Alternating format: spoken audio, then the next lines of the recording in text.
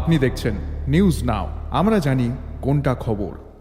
बुधवार को अगरतला के इंद्रनगर में सेरिकल्चर डिपार्टमेंट के सामने राज्य के सिल्क वर्कर्स की सैलरी बढ़ाने और डीए बहाल करने की मांग को लेकर विरोध प्रदर्शन किया गया। इस दिन सिल्क वर्कर्स ने डायरेक्टर को एक डेपुटेशन दिया और अपनी लंबे समय से चली आ रही मांगों के बारे में बताया।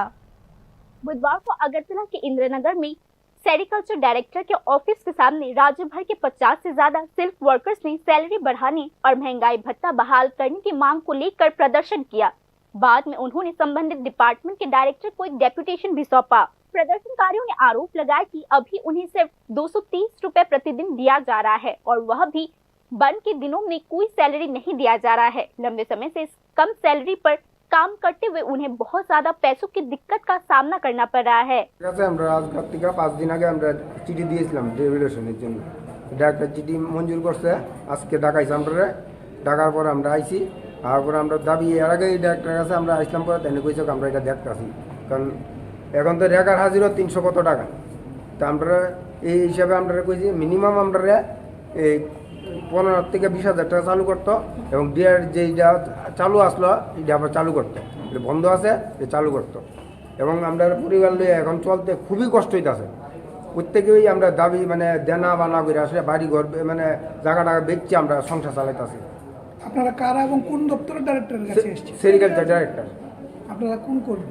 আমরা এলাম টুরিস্ট এবং রিলিং কর্মী। কি অসুবিধার সম্মুখীন হইতে যাচ্ছে, কি কারণে? ওই তো আমরা তো বর্তমান যুগে যে জিনিসপত্রের দাম অনুসারে তো মানে আমরা পাইতেছি 230 টাকা। এই টাকা দিয়ে তো আমরা মানে টিফিন করেছি, আর কেউ আইতেছি গাড়ি ভাড়া দিয়ে আসে, গাড়ি ভাড়া দিয়া এসে ওই যেমন কেউর বাড়ি আছে কাঞ্চনমালা, কেউর বাড়ি আছে আপনার শেখেরপুর, আগরতলা, বাইরে তো আছেই, উদয়পুর শান্তিবাজারের লোক আছে এখানে, তারাও মানে খুবই কষ্ট হয়ে যাচ্ছে। আমরা গাড়ি ভাড়া দিব না, আমরা কি পেট চালামো না, পুলা মায়ের পড়ামো নাকি ওষুধপত্র খরচ চালামো। सिल्क वर्कर्स ने आगे कहा है कि 2018 से पहले उन्हें रेगुलर डीए दिया जाता था, लेकिन 2018 के बाद किसी वजह से डीए रोक दिया गया। इस वजह से जरूरी चीजों की बढ़ती कीमतों के बीच परिवार चलाना लगभग नामुमकिन हो गया है।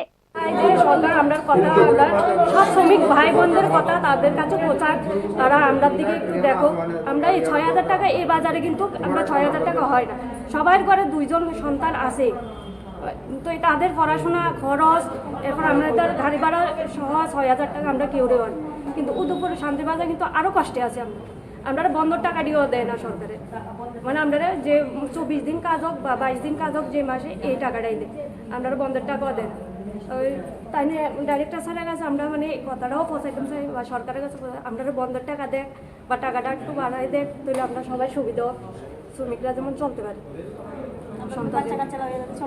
কিন্তু আমরা বন্ধের টাকা আমরা উদয়পুর আর শান্তিবাজার কিন্তু আমরা পাই না, একদমই চলে না। আমরা টাকা দিয়ে মানে সারা তো আরো বেশি টাকা পায়, 30 টাকা মাত্র বেতন, এই পয়সা দিয়ে আমরা চলিনি। আমরা সিপিএম আমলে আমরা একটা ডিএ চালু করছিল, ডিএটা বাড়তো, সবাই পাইলে আমরা কিছু পাইতাম, পাইতে আমরা 7,000 টাকার মতো হয়েছে।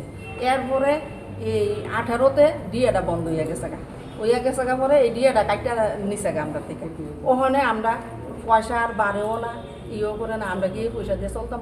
বড়রা যেই ইয়াত খাইতেছে, আমরা তো এই ইয়াতেই খাইতেছি, দ্রব্যমূল্যের ইয়াটা বাড়তি, আমরা তো আর পাইতেছি না কিচ্ছু।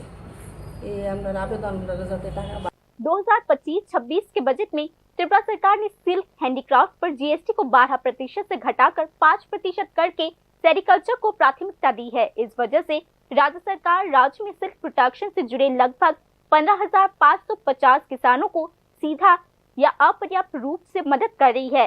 राज्य सरकार सिल्क समागम 2 जैसे पहल के जरिए रॉ सिल्क की प्रोडक्शन को बढ़ावा दे रही है, क्योंकि सेरिकल्चर त्रिपुरा के ग्रामीण इलाकों में रोजी रोटी के लिए एक जरूरी सेक्टर है। इसीलिए संबंधित तबकों को लगता है कि सिल्क वर्कर्स का आर्थिक और सामाजिक विकास बहुत जरूरी हो जाता है।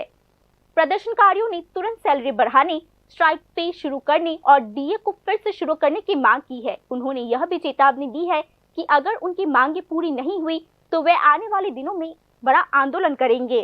Report news now.